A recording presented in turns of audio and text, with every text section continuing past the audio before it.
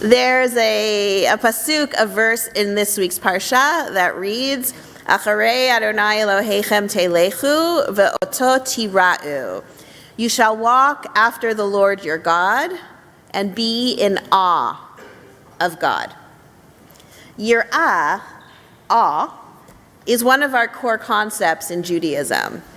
Yirat Hashem, Yirat Adonai, the awe or the fear of God, is laced throughout our Torah and later literature.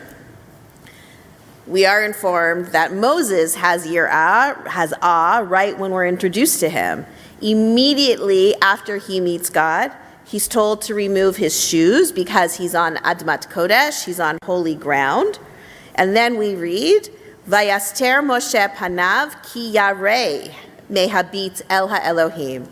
Moses covered his face because he felt awe at beholding the holiness of God. We come across yirah, awe, many times in the central holiness code of Vayikra. I'll just give one example. Lo tekalel cheresh velifnei iver lo titen michshol veyerata me'elohecha ani Adonai. You are not to insult the deaf. Before the blind, you're not to put a stumbling block. Rather, you shall be in awe of God. I am Adonai. The term popped up last week in a very often quoted verse. V'ata Yisrael ma Adonai Elohecha sho'el me'imach ki im liyir'a et Adonai Elohecha v'lechet b'chol drachav v'le'ava oto u'la'avod et Adonai Elohecha v'chol levavcha v'chol nafshecha. And now, Israel, what does Adonai Elohecha ask of you? The first is to hold Adonai Elohecha with awe. To walk in God's ways, love God, serve God with all your heart and all your being. And I'll just give one more, because I could stand here and just give a list, but, we need to have our nap at some point.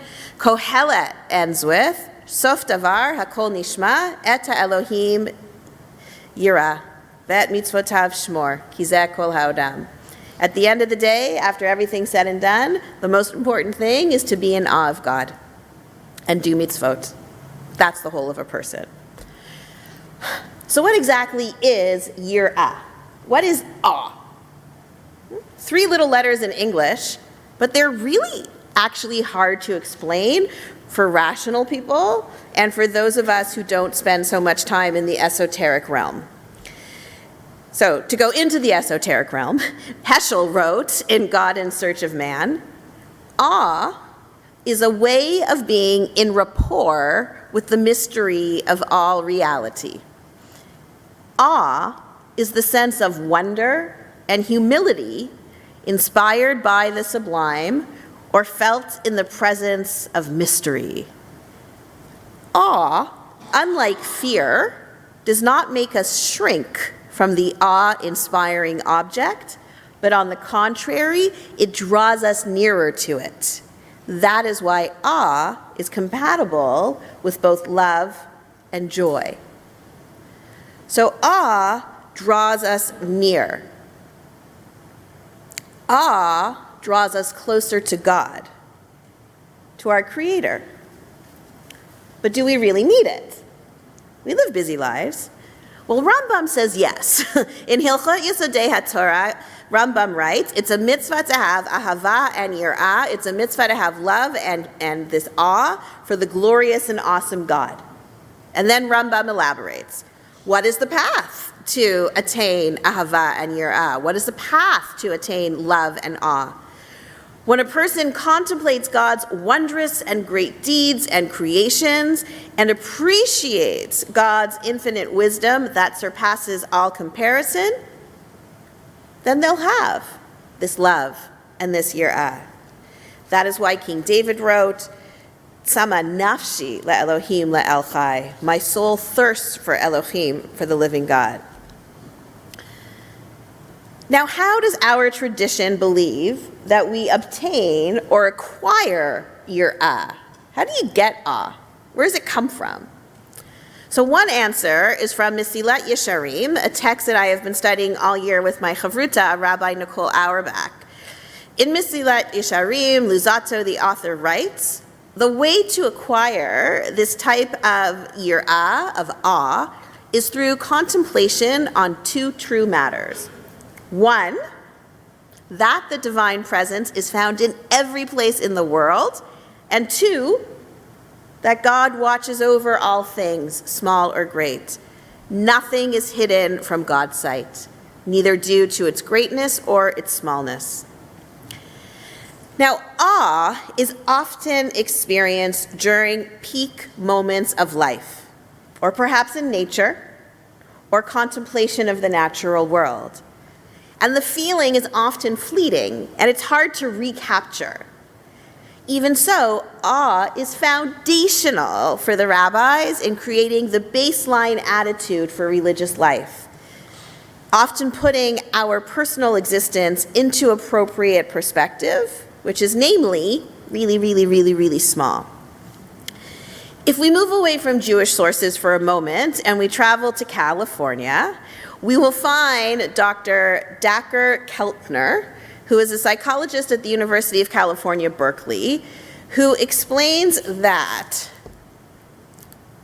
awe, I'm going to use this one instead. Awe is the emotion we experience when we encounter vast mysteries that we don't understand. Awe is the emotion we experience when we encounter vast mysteries that we don't understand. He also writes somewhere else in the book, it's the feeling of being in the presence of something vast that transcends your understanding of the world. I recommend the podcast, The Science of Happiness. They're good if you have 25-minute drives because they're short. And also this book, Awe, The New Science of Everyday Wonder and How It Can Transform Your Life. In his book, Dr. Keltner writes that awe is critical to our well-being, just like joy, just like contentment, and just like love. His research suggests that awe has tremendous health benefits that includes triggering the release of oxytocin, which is the love hormone that promotes trust and bonding. What do you feel when you see a rainbow? When you find yourself at a place of water, natural, and you see the horizon where the water touches the sky, or a sunset, or for some of us, when we've lost track of time because we are chanting and singing a nigun over and over again, and we've lost the world around us. How do we feel when we put down our phones and we lean into the experience of living and of life? Maybe we feel small. But I think that's what awe is. The good news is, if awe is not part of our world, it's something we can develop with practice. There was an article in January that Hope Reese outlined. She said there's 4 ways that we can try and cultivate awe. We can pay attention, which is a big one. How often do we find ourselves driving and 20 minutes later, like, oh, how did we get all this way? Right? Once we think about what went into something's creation, awe will follow.